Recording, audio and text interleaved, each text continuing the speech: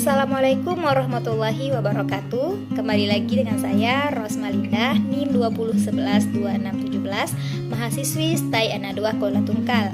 Video saya kali ini saya akan melanjutkan video saya 1 bulan yang lalu, di mana di video saya itu saya telah menjelaskan apa itu pengertian metode diskusi, apa itu relevansi metode diskusi, bagaimana langkah-langkah pelaksanaan metode diskusi, dan kelebihan kelemahan metode diskusi. Jadi, di kesempatan kali ini saya akan menyampaikan bagaimana cara menerapkan metode diskusi dalam pembelajaran pendidikan agama Islam. Sebelum melanjutkan ke video saya, jangan lupa like, komen, dan subscribe ya. Untuk melaksanakan diskusi yang efektif, maka seorang guru harus menyiapkan persiapan. Dan di mana persiapan itu, seorang guru harus menyiapkan yang pertama, penentuan tema, yang kedua, menentukan waktu dan tempat, yang ketiga, menyiapkan fasilitas-fasilitas, dan yang keempat, seorang guru harus menyiapkan mental peserta didik yang akan melaksanakan diskusi nantinya. Assalamualaikum warahmatullahi wabarakatuh. Selamat pagi anak-anak. Apa kabar semuanya? Ya, pagi ini kita akan belajar fikih, dan kali ini ibu akan membagi kalian menjadi 2 kelompok. Nanti kelompok pertama akan membahas tentang wudhu, dan kelompok kedua akan membahas tentang sholat. Ini ibu akan bagi kelompoknya ya. Ya, jadi kelompok 1 Jaujah, yang kedua Nashwa, yang ketiga Najwa, dan yang kelompok kedua Baya, yang kedua Elsa, dan yang ketiga Nadifa. Ayo, kelompok 1 silahkan diatur di sebelah kiri, dan yang kelompok 2 di sebelah kanan. Langkah yang kedua dalam melaksanakan metode diskusi ialah pelaksanaan. Jadi dalam pelaksanaan maka kita harus perhatikan peranan ketua diskusi dan peranan para peserta diskusi. Sebelum memulai diskusinya, ibu akan terangkan dulu. Pertama, nanti yang akan dibahas di dalam wudhu itu kita akan membahas tentang pengertian wudhu, rukun-rukun wudhu, syarat sah wudhu, dan hal-hal yang membatalkan wudhu. Sedangkan di dalam bab sholat, kita akan juga membahas pengertian sholat, rukun-rukun sholat, syarat sah sholat, dan hal-hal yang membatalkan sholat. Selanjutnya, ibu persilahkan kepada masing-masing kelompok untuk mendiskusikan materi apa nantinya yang akan disampaikan dan dipresentasikan di hadapan. Selanjutnya, ibu persilahkan kepada kelompok 1 untuk maju ke depan. Assalamualaikum warahmatullahi wabarakatuh.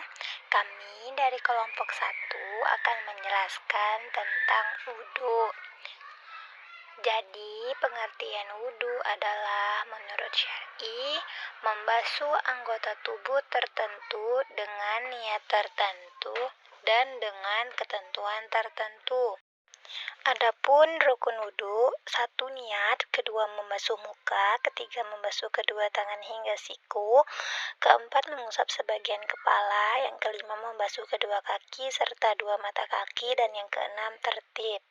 Dan syarat sah wudhu ialah Islam, mumayyiz, suci dari haid dan nifas, tidak ada sesuatu yang mencegah sampainya air ke anggota wudhu, tidak menempel pada tubuhnya sesuatu yang dapat merubah sifatnya air, dan tahu bahwa hukum wudhu adalah wajib, dan yang lain-lain. Dan yang terakhir, hal-hal yang membatalkan wudhu adalah keluarnya sesuatu dari 2 lubang kemaluan, yang kedua hilang akal, yang ketiga menyentuh lawan jenis yang bukan mahram, dan yang keempat menyentuh kemaluan. Ya, kita beri tepuk tangan dulu kepada kelompok pertama yang telah menyampaikan materinya yang luar biasa. Dan selanjutnya, ibu persilahkan kepada kelompok kedua untuk maju ke depan juga untuk menyampaikan materi yang telah didiskusikannya tadi. Assalamualaikum warahmatullahi wabarakatuh. Kami dari kelompok 2 akan menyampaikan materi bab sholat. Pengertian sholat yaitu suatu ibadah yang diawali dengan bacaan takbir dan diakhiri dengan bacaan salam. Rukun sholat ada 13. Syarat sah sholat yang pertama melakukan sholat setelah masuk waktu sholat, yang kedua menghadap kiblat, 3 suci dari hadas, 4 suci badan, pakaian dan tempat, 5 menutup aurat, 6 tahu bahwa sholat hukumnya wajib, 7 tidak meyakini rukun sholat adalah sesuatu yang sunnah atau tidak wajib dikerjakan. Adapun yang membatalkan sholat, berbicara, banyak bergerak, memakan sesuatu, meninggalkan rukun dengan sengaja, berniat untuk membatalkan sholat, memanjangkan rukun sholat yang pendek, terbuka aurat, terkena najis, berhadas ketika sholat, berpaling dari kiblat, dan tidak memenuhi syarat-syarat rukun sholat. Ya, beri tepuk tangan dulu kepada kelompok kedua yang telah menyampaikan materinya. Ya, silakan kembali ke tempatnya. Selanjutnya, Ibu akan membuka pertanyaan. Kelompok 1 tadi membahas tentang wudhu. Adakah yang ingin bertanya? Ya, silahkan. Ya, pertanyaan yang bagus. Nah, jadi pertanyaannya, apabila tangan kita itu terkena Tim-Ek atau stipo, lalu ia ingin berwudhu, apakah wudhunya sah? Kelompok 1, silahkan dijawab pertanyaan dari temannya tadi. Jawabannya tidak sah. Bekas Tim-Ek tadi harus dibersihkan dahulu, karena jika tidak dibersihkan akan menghalangi air sampai ke kulit sehingga tidak memenuhi syarat sah wudhunya. Ya, selanjutnya pertanyaan untuk kelompok kedua mengenai bab sholat. Siapa yang ingin bertanya dipersilahkan. Ya, silahkan.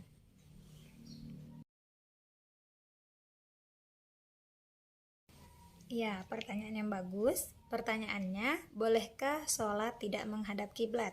Silakan kelompok 2 dijawab pertanyaannya. Jawabannya tidak boleh, karena syarat syah sholat adalah menghadap kiblat.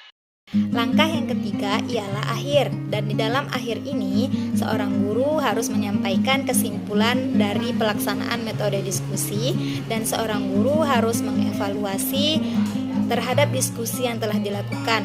Apakah diskusi ini nantinya harus ada perbaikan atau peningkatan diskusi-diskusi untuk selanjutnya.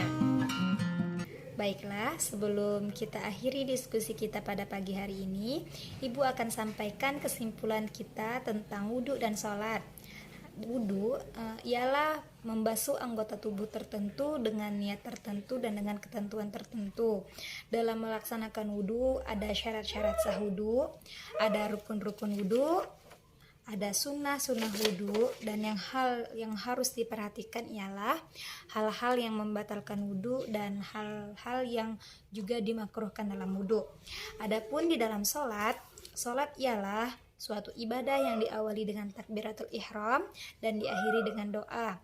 Di dalam sholat pun ada syarat wajib sholat, rukun-rukun sholat, ada juga syarat sah sholat, dan ada juga hal-hal yang membatalkan sholat, dan ada juga sunnah-sunnah dalam sholat. Itulah kesimpulan kita pada pertemuan kali ini mengenai bab wudhu dan bab sholat. Semoga bermanfaat untuk kita semua dan dapat kita amalkan dalam kehidupan kita sehari-hari. Amin, amin, ya robbal alamin. Sekian video saya kali ini. Apabila terdapat kesalahan, saya memohon maaf dan terima kasih telah menonton, dan saya juga mohon bantuan dukungannya dengan like, komen, dan subscribe. Sampai jumpa di video saya selanjutnya. Assalamualaikum warahmatullahi wabarakatuh.